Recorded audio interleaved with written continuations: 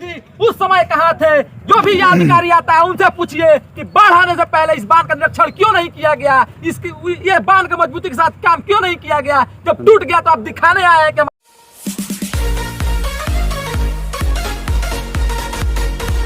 दिखावा भी लूट का कारण बन रहा है, अधिकारियों का लूट का कारण बन रहा है, शीतलपुर में, गोपालगंज के शीतलपुर में, जहाँ पर ये बांध टूटा हुआ है और बांधा भी जा रहा है। और आज बहुत सारे नेता भी आ रहे हैं। अभी कुछ देर पहले सुशील मोदी जी भी आए थे और सभी लोग आश्वासन दे रहे हैं कि जो ये बांध है बांधा जा रहा है और इसको कंट्रोल किया जा रहा है। लेकिन जो अभी आज सर इधर आज ये सब काम भी चलना चाहिए और काम भी चलता रहेगा। और यहाँ पर कुछ साथी हमारे साथी गोपालगंज से चल के यहाँ पर आए हुए हैं और ये हमारा मिशन की बात करेंगे।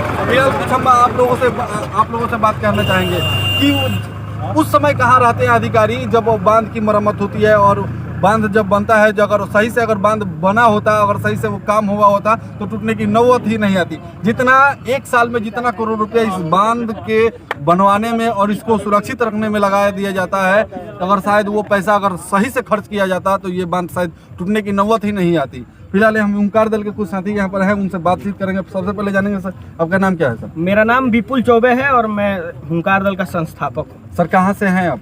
सर गोपालगंज से हैं। यूँ तो कहे कि 1514 गांव है लोकसभा में और उस 1514 गांव का हम लोग बेटा हैं और इसी दायित्व से अपना काम निर्वहन करने यहाँ आए हैं। क्या कहिएगा ये नेताओं के भ्रष्ट काम के चलते ये सारा ये अभी कारनामा हो रहा है? और इधर हम तो आ रहे हैं तो देखे कि इतना फसल जो धान अभी हो चुका है, लगभग 2-4 दिन में कटने वाला था, वो धान अभी डूब चुका है। उन किसानों के लिए क्या कहिएगा आप और उन नेताओं के लिए जिनके चलते ये सारा कारनामा हो रहा है? देखिए, सबसे बड़ी बात है कि जब जब चुनाव आता है तो इस बांध को चुनावी मुद्दा बना दिया जाता है और जब तक चुनावी मुद्दा ये बांध बनता रहेगा तब तक ये बांध टूटेगा।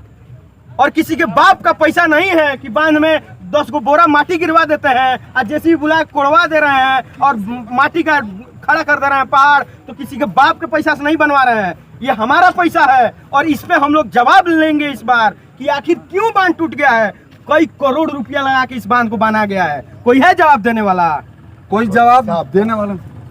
जवाब देने वाला भी नहीं है, क्योंकि कोई पूछने वाला भी नहीं है, इसलिए कोई जवाब देने वाला नहीं है। जस अगर इस तरह का कारनामा होता है तो जब वो वोट मांगने के लिए आते हैं ना तो चप्पल जूता का माला पहनाकर उसको विदा करना चाहिए, तब जाके ये बदलेगा और तब जाकर ये बदलेगा बिहार। नहीं तो ऐसा ही होता रहेगा बिहार। ये है सरकार और ये है सारा नीतीश कुमार का कारनामा, क्योंकि वो विगत 18 साल से राज कर रहे हैं इस बिहार पर और इस बिहार का ये बांध तक एक सुरक्षित नहीं करवाते हैं। बार बार बाढ़ आता है और बार बार लोगों के अंदर में ये समस्याएं आती है और वो बार बार त्राहिमाम होता है। आप अगर जो भी लोग अगर क्षेत्र के भी लोग हमारे वीडियो को देखते होंगे तो एक बार वो इस क्षेत्र में आकर देखें कि यहाँ के जो किसान हैं, जो यहाँ के गरीब लोग हैं और चाहे जो भी यहाँ के वासी है जो बाढ़ क्षेत्र में आते हैं, उनकी जिंदगी जब तक बाढ़ होती है वो उनकी जिंदगी तितर बितर हो जाती है और धान की फसल जो अभी विगत होने वाली थी या कटने वाली थी वो भी बर्बाद हुई और आने वाली जो फसल लगने वाली थी गेहूं वो भी बर्बाद होगी। और हमारे साथी यहाँ पर जुड़े हुए ओंकार दल के, इनसे भी कुछ कहना चाहे। सबसे बड़ी बात है कि जो चाचा भतीजा का जोड़ी पटना में बैठा है, जी जी, पहले भाई भौदिये वाला जोड़ी था लालू और नीतीश का, अभी चाचा भतीजा का जोड़ी हुआ है और ये जोड़ी पिछले 30 वर्षों से पूरे बिहार को डुबाने का काम किया है, पूरे बिहार को ध्वस्त कर दिया है। ये देखिए, गरीब पीड़ित है, बाढ़ आ गया है उसके घर में, कोई नेता आया है पूछने? छात्र पीड़ित है, गोपालगंज में एक विश्वविद्यालय नहीं, हम साला 10 साल में ग्रेजुएशन करते हैं, कोई पूछने वाला है? उसके बाद से जितने भी लाचार जितने भी किसान है, अरे किसान देश का रीढ़ न है।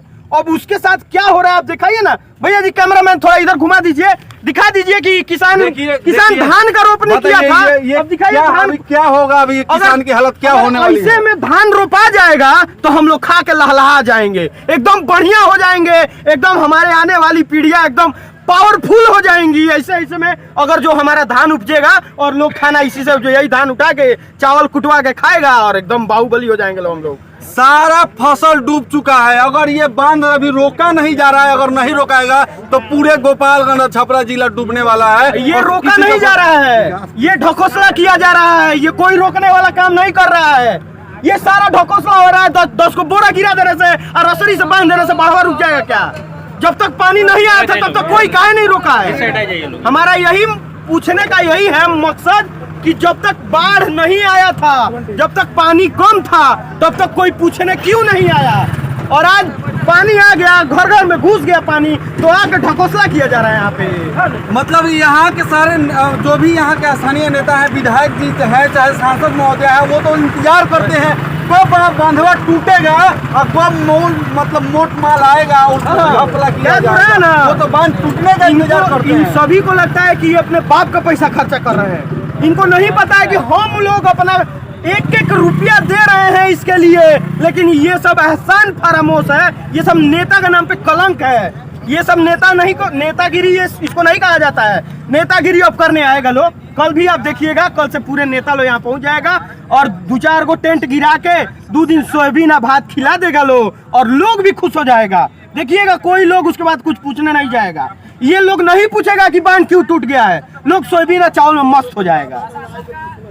ये सारा इतिहास है बिहार का और बिहार के सभी नेताओं का। मैं क्योंकि एक को क्यों कहूँ, इसमें सम्मिलित सारे लोग हैं। अगर हमारा बगल का क्षेत्र अगर बर्बाद होता है, अगर हम यहाँ पर हैं बहुत ज्यादा तेज तरार है, अगर हम यहाँ पर हैं अगर बगल का क्षेत्र बर्बाद हो रहा है, तो कहीं ना कहीं मेरे भी जिम्मेवारी बनता है कि हम बगल के क्षेत्र को भी देखें। और बगल में भी अगर हम खुद अपने क्षेत्र में काम करेंगे तो बगल के भी क्षेत्र में काम होगा और जनता कॉलर पकड़ के काम करवाने का काम करेगी। लेकिन खुद ही करप्ट है तो दूसरे को कैसे बताएं? क्या भैया? बिल्कुल बिल्कुल। अगर हम खुद ही करप्ट होंगे तब दूसरे को अरे सही बात है महाराज। देखिए ना, कोई 100 करोड़ का टेंडर ना उठता है महाराज, कोई 100 करोड़ का टेंडर उठता है, लेकिन हर बार टूट जाता है। और हर बार इस बांध पे राजनीति होता है, और जब तक राजनीति होगा तब तक ये बांधवा कोई रोक नहीं पाएगा।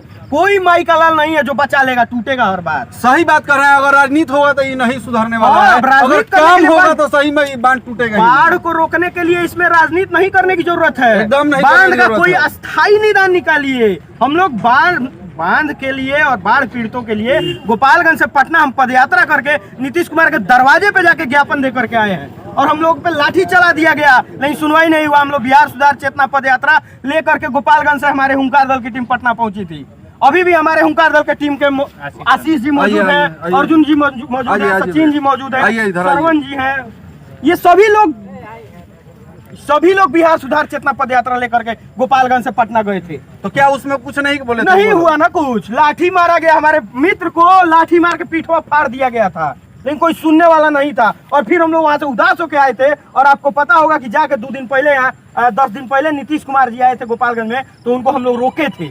और इसीलिए रोके थे कि हमारा जो 6 सूत्रीय मांग था जिसके लिए हम पटना गए थे, उसी के लिए ज्ञापन देने के लिए रोके थे। उसमें विश्वविद्यालय के हम लोग मांग किए हैं, उसमें बाढ़ से अस्थायी निदान निकालने के लिए मांग किए हैं, और एक हमारा मांग मान लिया गया है। जो डायल 112 पुलिस घूम रहा है ना बोलेरो में, ये हम लोग का आवाज उठाया है, और ये हम लोग उठाए हैं, और यही विजय हुए हैं, तो आज गोपालगंज में 112 घूम रहा है। नहीं तो कोई आवाज उठाने वाला नहीं था। और यही जब बाढ़ आया था इसके पहले, तो उसके बारे में माननीय नीतीश कुमार जी आए थे हमारे ही बैकुंठपुर के क्षेत्र में। और बैकुंठपुर के क्षेत्र ये जो पड़ता है वो अभी सज्जोरा के लक्ष्मीगंज के बगल में, वहाँ पर आए हुए थे, तो उन्होंने वादा किया था मन से। और क्या बोला ये माननीय विधायक प्रेम शंकर यादव ने दावा किया था कि हमको यादव फोन किए तो हम नहीं गए बाढ़ पीड़ित की वजह से कि बांध नहीं। आज बांध टूट गया। कहाँ है प्रेम शंकर यादव? सब प्रेम शंकर यादव जी का अभी तक नहीं आए, नहीं आए। हमें तो लगता है कि नहीं आए होंगे, क्योंकि नहीं आए। हमको तो डर हो गया है, जाएंगे क्षेत्र में मोटरसाइकिल स्टार्ट करके आए, आपको पता है। और आप ये जैसे कि बता रहे थे, हम लोग 6 सूत्रीय मांगों को लेकर पटना जाने का काम किए, तो वो 6 सूत्रीय मांगों में हमने जितनी बंद पड़ी उद्योग हैं उसको चलाने के लिए मांग किया था। और हमारे गोपालगंज में हर वर्ष बाढ़ आता है, और हर वर्ष लोग बेघर हो जाते हैं। लोग यहाँ पे बाढ़ के चलते पलायन करके बाहर भी कई लोग चले गए हैं, और इसकी कोई सुनवाई नहीं है। इसके लिए हम लोग पटना जाने का कुछ नहीं होगा, फसल बर्बाद हो, कुछ नहीं होगा। करोड़ों का फसल बर्बाद हो गया, हुआ ना जी, देंगे भी, कुछ नहीं होगा। प्रेम शंकर यादव जी ने कहा था ना कि हम हाथी से वो पानी सुखवा लेंगे। कहाँ है वो हथिया? तो हमको दिख ही नहीं रहा, इधर उधर कहीं चला गया हाथी। देखिए 6 बज गया है, शाम हो गया है, और हाथी इस समय चल गई हो हाफ है, नहीं तो फूल मारने। इस समय हाथी हाफ और फूल मारने पहुंचा होगा। इस समय हाथी कहीं दिखाई नहीं देगा, और जो हाथी भेजने वाले थे वो भी हाफ और फूल चखाना लेकर पहुंचे होंगे। वो कहाँ दिखाई देंगे भाई? कल सुबह में जब नशा फटेगा ना, तो मुंह पे पानी मार के पहुंच जाएंगे। क्या भैया क्या क्या बोल रहे हैं? आइए देखिए हम बता दिए ना, यही बात है। कल सुबह में आएंगे वो और आके निरीक्षण वो कर